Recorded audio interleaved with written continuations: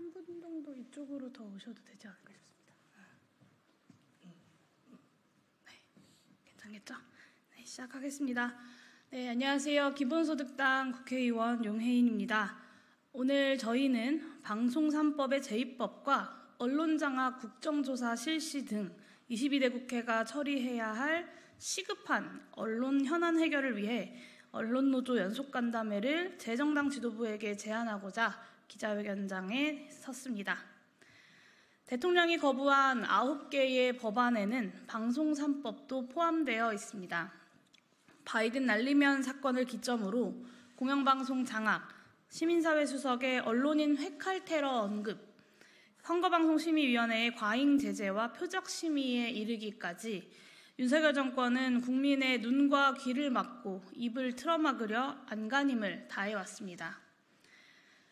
그 결과 국경 없는 기자회가 평가한 한국의 언론자유 지수는 작년보다 무려 15위가 하락해 62위에 그치는 낯뜨거운 성적표를 받아들게 되었습니다.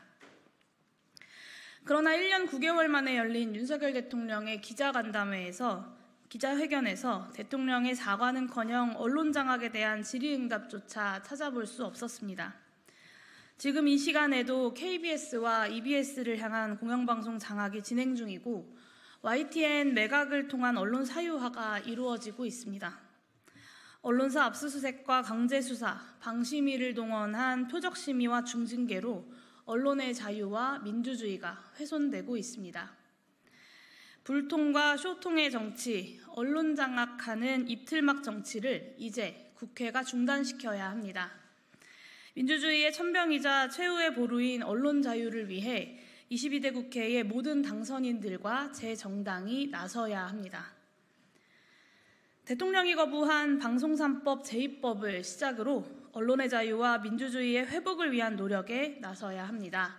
그 물꼬를 트기 위해 22대 국회를 이루는 모든 정당이 언론노조와의 대화에 나서 주시기를 제안드립니다. 오늘 기자회견은 윤창현 전국언론노동조합 위원장님과 박성호 방송기자연합회 회장님, 박상현 언론노조 KBS 본부장님, 그리고 고한석 언론노조 YTN 지부장님의 발언에 이어서 기자회견문 낭독의 순서로 진행될 예정입니다. 그러면 첫 번째로 윤창현 전국언론노동조합 위원장님의 말씀을 듣도록 하겠습니다.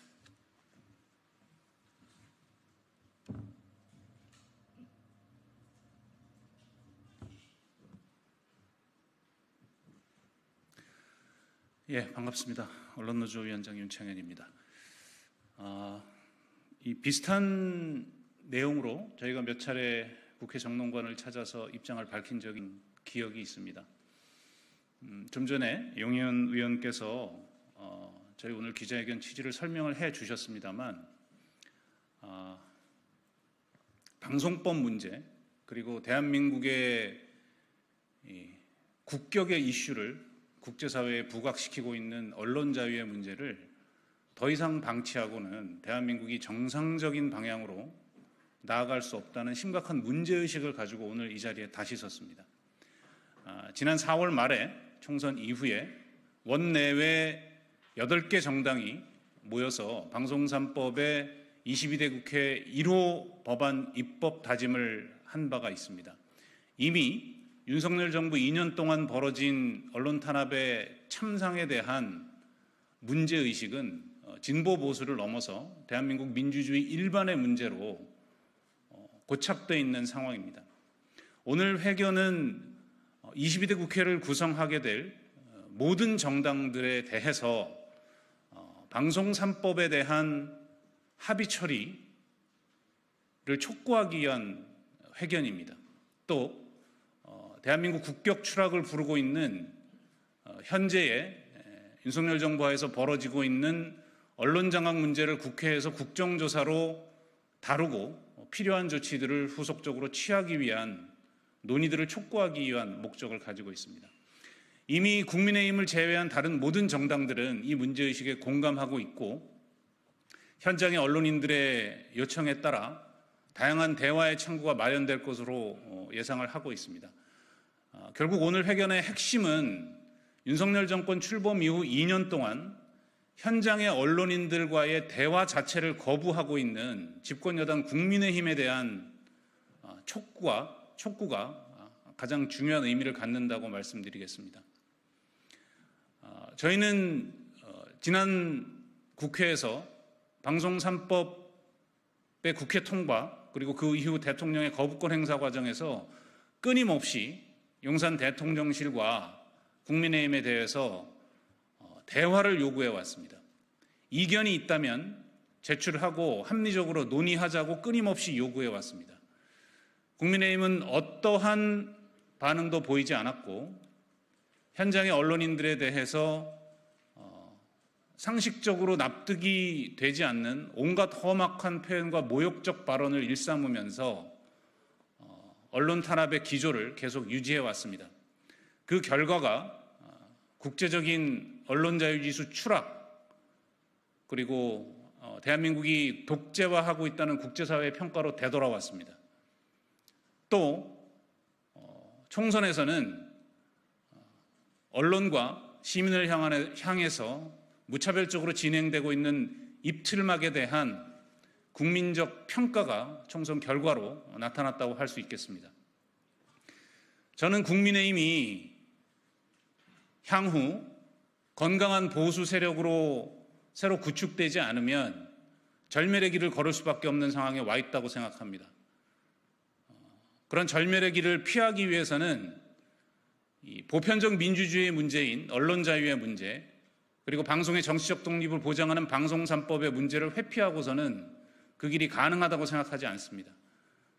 이제라도 국민의힘 지도부가 이성과 합리에 기초해서 현장의 언론인들과 대화에 나서서 적극적으로 대안을 제시하고 합의 처리가 가능한 길을 열어주기를 강력히 촉구합니다. 국민의힘에도 면담을 촉구하겠습니다. 그리고 마지막으로 촉구합니다. 제발 좀 합리적이고 상식적인 수준에서 대화가 가능했으면 좋겠습니다. 총선 이후에도 언론 탄압 문제와 관련해서 국민의힘 대변인은 이게 언론 정상화 과정이라고 강변했습니다. 그리고 국경 없는 기자회가 언론 자유 지수가 폭락한 대한민국의 현실을 지표로 드러내자 국경 없는 기자회가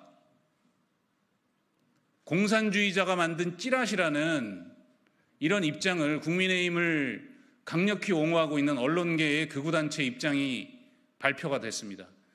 이걸 어느 국민들이 납득하고 국제사회에서 통용되는 논리라고 주장을 할 수 있겠습니까?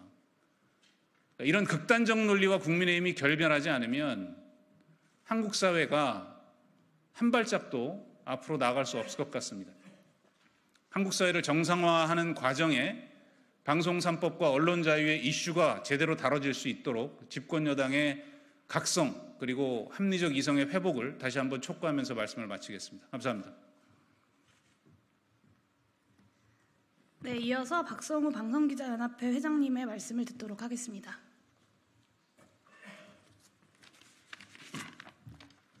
안녕하십니까. 방송기자연합회장 박성우입니다. 여야 모두 야당 시절에는 방송법 개정하자고 해놓고 정권 잡으면 옆으로 밀쳐뒀습니다. 그러는 사이에 공영방송은 계속 고질병을 안고 살고 있습니다. 야권과 언론단체들이 이미 방송법 재추진의 뜻을 모았습니다. 그러니까 이제 여당에 촉구합니다. 국민의힘은 공영방송의 정치적 독립을 위한 방송법 개정에 적극 나서줄 것을 요구합니다. 지금의 여당도 과거에는 방송법 바꾸자고 했습니다. 물론 민주당도 야당 시절에 방송법 개정안 내놨다가 집권하니까 처리하지 않은 이력이 있습니다. 두 정당 모두 그때는 맞고 지금은 틀리다, 이런 악순환에서 벗어나야 한다고 현장의 방송 기자들은 생각하고 있습니다. 이제 큰 선거도 없고요, 유불리 계산 따질 것 없이 공영방송을 정치적 독립할 수 있는 틀을 짜야 할 때가 됐습니다. 국민의힘은 21대 국회에서처럼 대안 없이 반대만 하고 이 방송법 개정을 무산시키려는 그런 움직임을 또 되풀이해서는 안 될 것입니다.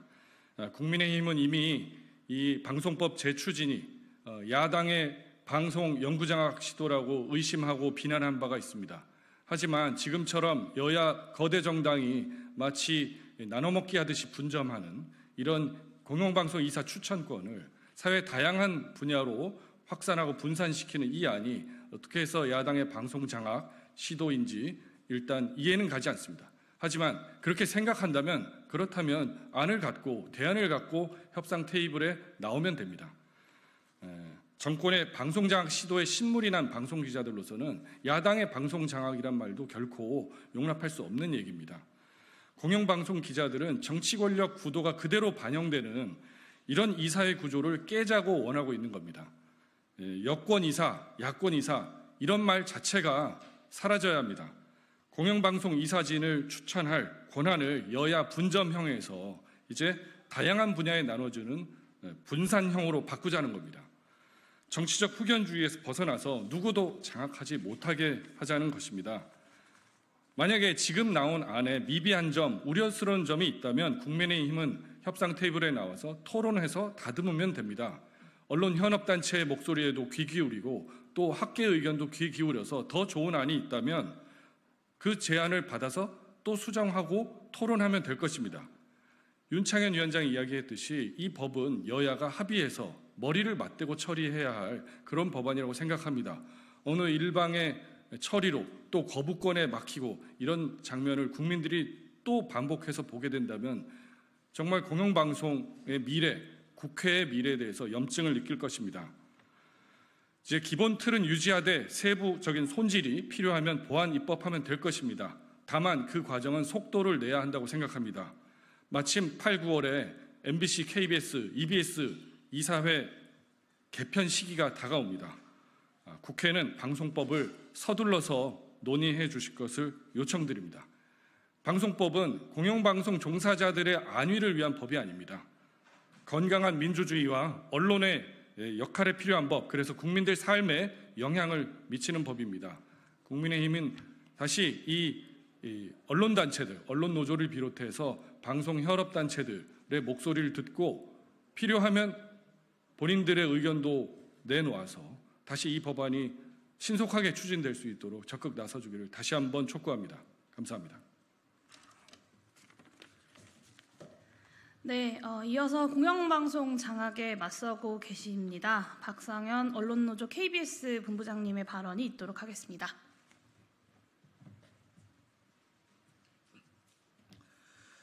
네, 안녕하십니까. 언론노조 KBS 본부장 박상현입니다. 계속 반복이 되지만 국경 없는 기자회에서 언론 자유지수를 발표했습니다. 2023년 47위에서 올해 62위로 추락을 했습니다. 국경 없는 기자회에서 한국의 언론 현실에 대해서 평가를 했던 것 중에 여러 가지가 있는데 언론 현장에서 느끼는 언론인들이 언론의 자유가 위축되었다. 그리고 표현의 자유가 위축되었다라는 것 포함해서 중요한 것 중에 하나가 정부가 공영방송 경영진 선임에 개입을 해서 편집권이 위축될 우려가 있다는 것도 언론 자유 추락 이유 중에 하나였습니다. 그리고 그러한 것이 실제로 KBS에서 나타났습니다.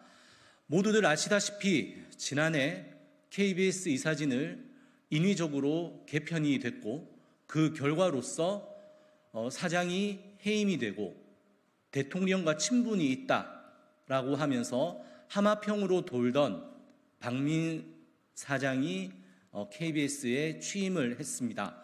그 이후에 일어난 결과는 모두들 아실 겁니다.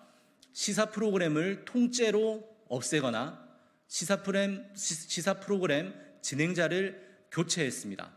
최근에는 세월호 10주기 다큐멘터리가 총선 이후에 방송이 됨에도 불구하고 정치적으로 영향을 미칠 수 있다는 이유로 불방 조치가 되기도 했습니다. 그리고 바로 역사저널 그날이라고 하는 KBS의 대표적인 프로그램이 사전 녹화도 마치고 출연진 섭외도 마치고 본 녹화를 앞둔 3일 전에 제작 본부장이 특정 인물을 MC로 기용하라고 하면서 프로그램이 파행에 빠졌습니다. 그래서 그 MC로 기용을 하라고 했던 분이 자진 사퇴 의사를 밝히자 제작본부장이 아예 프로그램 무기한 보류, 사실상 폐지 결정을 내렸습니다.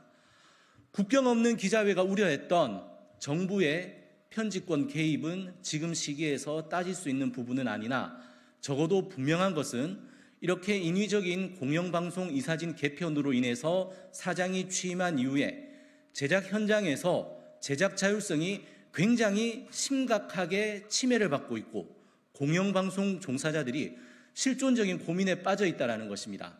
이것은 분명히 잘못된 상황입니다.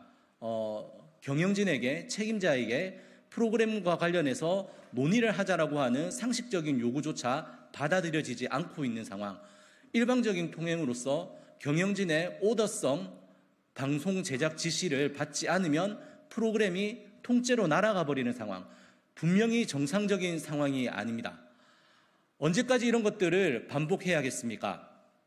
방송 3법 반드시 제2법 돼야 됩니다. 다른 것이 아니라 공영방송 경영진 선임에서 정치적 후견주의를 덜어내고 국민들이 바라는 사람이, 국민들이 인정하는 사람이 공영방송 경영진으로 역할할 수 있게 하자는 것이 방송 3법의 취지입니다. 제 정당들에게 다시 요구합니다. 합리적인 논의를 위해서 모든 정당들이 방송 3법을 어떻게 만들 것인지를 신속히 논의해 주십시오. 국민의힘을 포함한 다른 야당들 모두 참여를 해서 건강한 논의와 합리적인 토론을 통해서 공영방송 종사자들이 인정할 수 있고 국민들이 납득할 수 있는 방송안을 만들어 주십시오. 그렇게 해서 국회에서 신속히 제정을 해주시길 바랍니다. 그래서 국회에서 통과를 시키고 대통령은 국회의 뜻을 받아서 이번에는 거부권을 행사하지 않아서 제대로 된 공영방송이 한국 사회에서 자리 잡을 수 있도록 역할을 해주시기를 간곡히 호소합니다. 네, 마지막 발언입니다. YTN 사형화에 맞서 싸우고 계시는 고한석 YTN 지부장님의 발언을 듣도록 하겠습니다.